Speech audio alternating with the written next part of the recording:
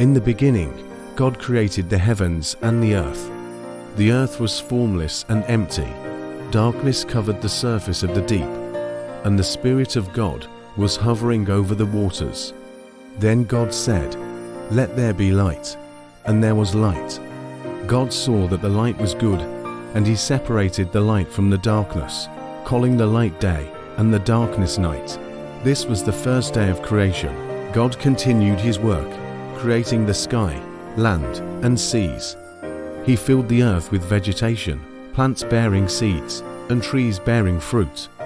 He created the sun, moon, and stars to govern the day and night and to mark seasons, days, and years. God filled the waters with living creatures and the sky with birds.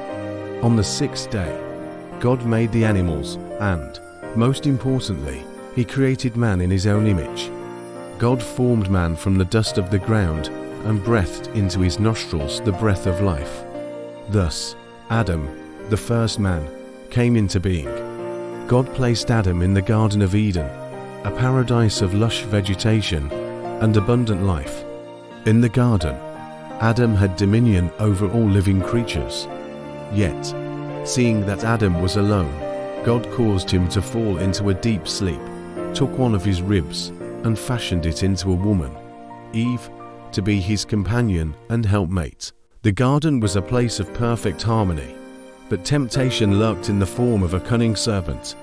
The serpent tempted Eve to eat from the forbidden tree of knowledge of good and evil, promising that she would not die, but become like God, knowing good and evil.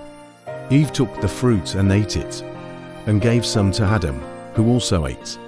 Their eyes were opened, and they realized they were naked, so they sewed fig leaves together to cover themselves. For their disobedience, God cast Adam and Eve out of Eden, cursing the ground and making them toil for their sustenance.